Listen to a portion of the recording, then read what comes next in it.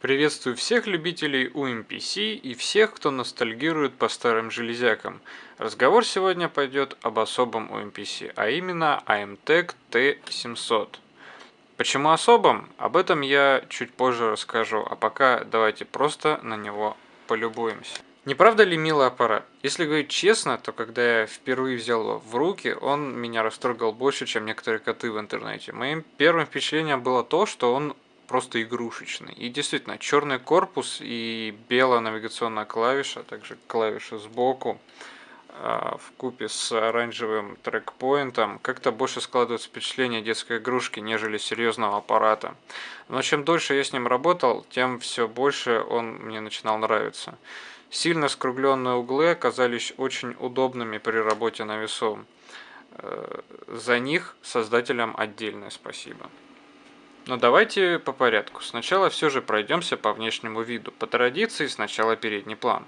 В центре красуется сенсорный 7-дюймовый TFT экран с разрешением 800 на 480 пикселей, способный отображать до 16,7 миллионов цветов. Да, разрешение не слишком большое, но должны же быть изъяны. Отзывчивость и углы обзора в принципе такие же, как у собратьев. Поэтому перейду к тому, что находится вокруг экрана. Вверху можно увидеть набор светодиодных индикаторов. Слева направо беспроводные сети, использование накопителя, статус батареи, заряжено-разряжено, статус включения. Справа тензометрический датчик, он же трекпоинт. Его цвет так для меня и остался навсегда загадкой. Видимо, это дизайнерская изюминка. Ход его плавный, но слегка заторможенный, на мой взгляд. Но работать можно. Под трекпоинтом находятся две кнопки, которые по сути являются кнопками Page Up и Page Down. Под ними две спецклавиши. Одна открывает глобальное меню, в котором можно изменять всяческие настройки, а вторая дает возможность быстрой смены разрешения экрана. Вот здесь яркость экрана, разрешение, переключение на внешний монитор и управление громкостью. Под этим всем делом находится микрофон. К слову сказать, в комплект, который поставлялся при покупке в магазине, входила стереогарнитура, позволявшая делать записи нормального качества. В левом верхнем углу находятся две клавиши, заменяющие соответственно левую и правую кнопку мыши. Рука очень удобно на них ложится и довольно приятно по ним клацать. Ниже расположена четырехпозиционная навигационная клавиша с эмулятором кнопки ввод посередине. Тоже, в принципе, довольно удобно при использовании. Но вот следующие две клавиши нажимать крайне неудобно. Это клавиша вызова экранной клавиатуры и кнопка меню.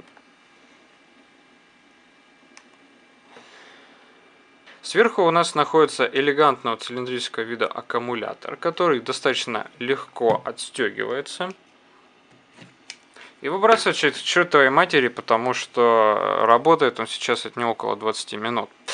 Емкость его составляет 2400 миллиампер.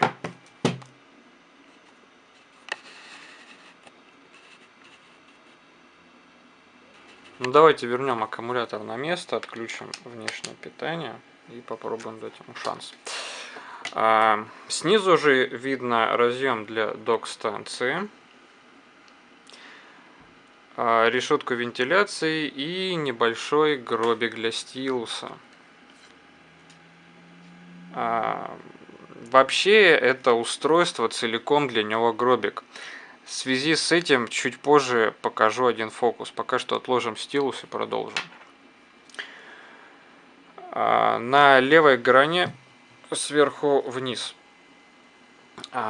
разъем подключения зарядного устройства USB 2.0 и ползунок для включения и выключения беспроводных видов связи. Справа на правой грани сверху вниз комбинированный разъем для подключения гарнитуры джек 3.5, кнопки увеличения и уменьшения громкости. На них нанесены небольшие пластиковые бугорки. Вот здесь и вот здесь. Это нужно для того, чтобы увеличивать или уменьшать громкость, не глядя на сами клавиши, на ощупь. На самом деле этого не хватает в современных устройствах иногда. Ниже расположен еще один разъем USB 2.0. Под ним расположен ползунок включения и выключения самого UMPC. Он совмещен с функцией блокировки кнопок. Ходит очень туго, и несмотря на то, что он имеет специальные неровности, передвигать его одним пальцем очень неудобно, поэтому приходится разворачивать устройство и прям с усилием его включать или выключать. В самом низу находится кнопка, эмулирующая Ctrl-Alt-Del. Перевернем его и насладимся видом задней крышки. Шикарный вид.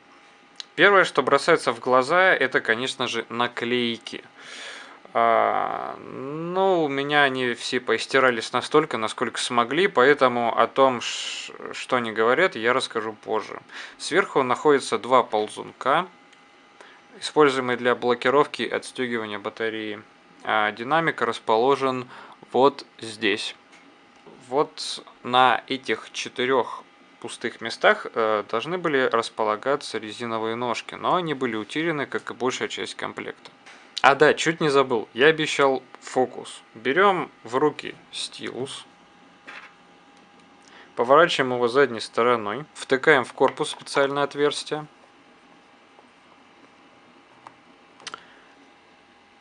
И вуаля, у нас есть подставка.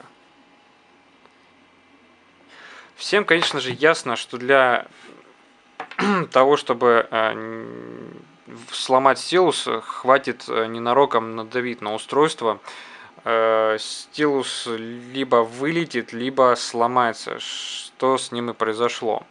Я не знаю, какой сумеречный гений додумался до такой нетривиальной функции стилус, но я очень хочу заглянуть ему в глаза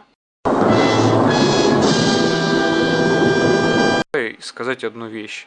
Не делай так больше никогда, совсем никогда.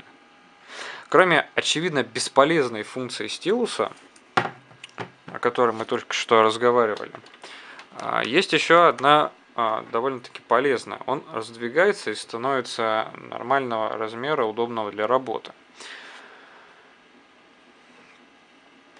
Ну и пришло время перейти к самому интересному, к нутру нашего обозреваемого аппарата. Сразу скажу, что относительно собратьев начинка AMTEC практически ничем не выделяется.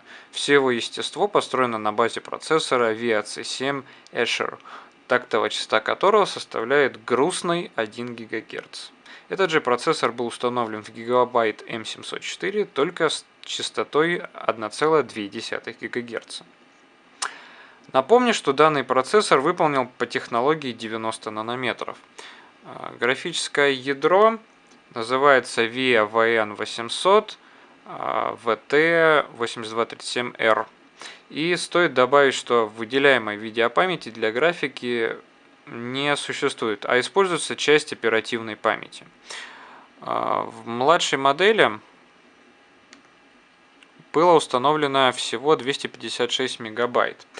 Вы можете спросить, а почему, собственно, так мало, если была возможность установить больше? Кстати, версии с большей оперативной памятью существуют и выпускались под тем же названием, только с приставкой «плюс».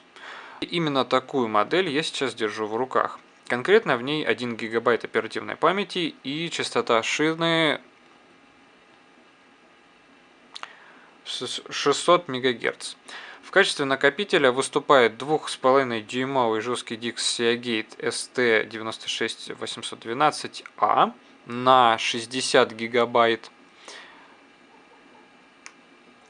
Во время работы под замечательной Windows XP, для которой этот ультрамобильный компьютер и создавался, можно ощутить небольшие лаги. Как, например, в принципе, сейчас. Но лично я бы их простил, тем более недостатка памяти как такового нет. А вот сильный шум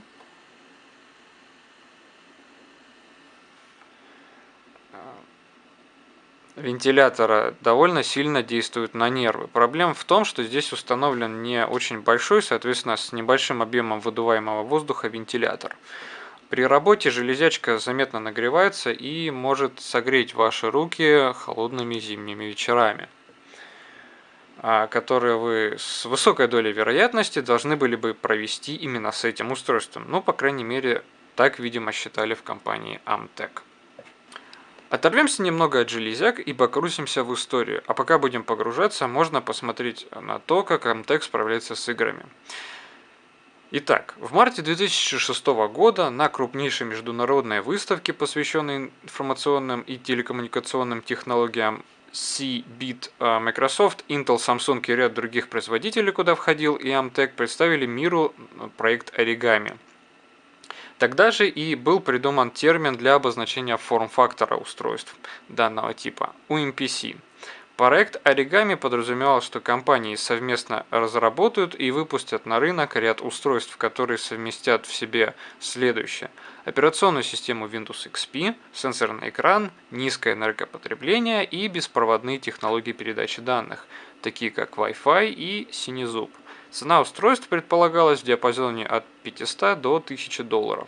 Именно из этого проекта и образовались все последующие ультрамобильные компьютеры. В этом проекте удивительно еще и то, что не столь часто крупные компании собираются для того, чтобы сделать что-то новое, и еще реже из этого что-то получается. Управляется все это безобразие, как вы уже поняли, операционной системой Windows XP. Но тут есть пара моментов. Компания Microsoft в списке участников проекта не просто так. Ей был создан ряд программ, заточенных специально под сенсорное устройство. На тот момент подавляющее большинство мобильной техники использовали либо платформу Series 40, либо решение от Microsoft под названием Windows Mobile. Еще были Palm OS и другие. Но мы говорим о 2006 году. Поэтому понятно, откуда мог взяться опыт разработки приложений для сенсорных устройств. Итак, в пакете, предоставляемом Microsoft, содержались следующие фишки. Распознавание рукописного ввода.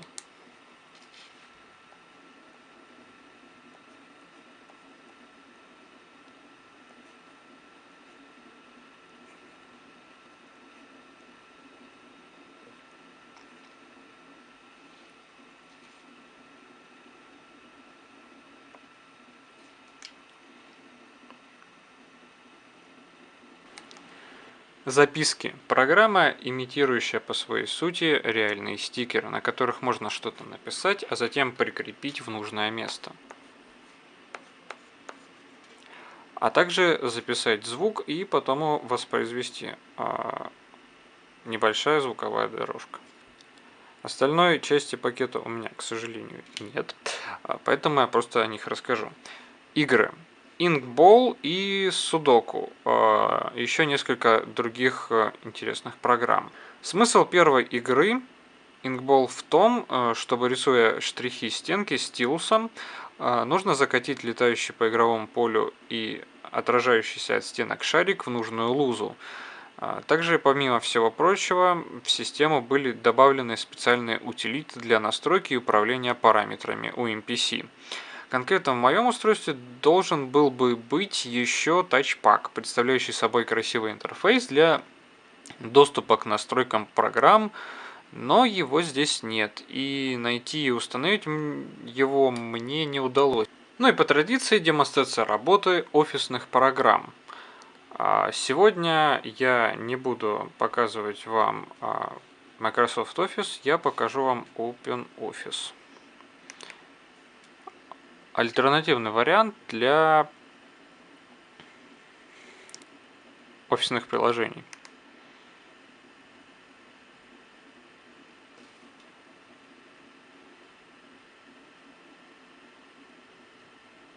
Давайте что-нибудь напишем.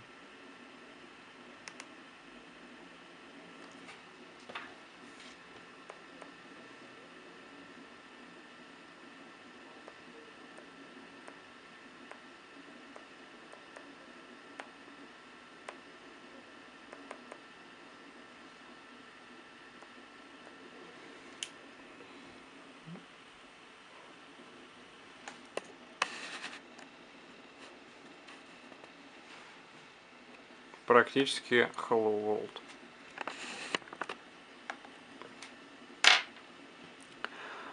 И также покажу немного видеороликов для того, чтобы понять, насколько хорошо здесь работают мультимедийные возможности. Вот, к примеру, видеоролик. Я думаю, он вам знаком. Вот, например, Бетховен. 9-я симфония.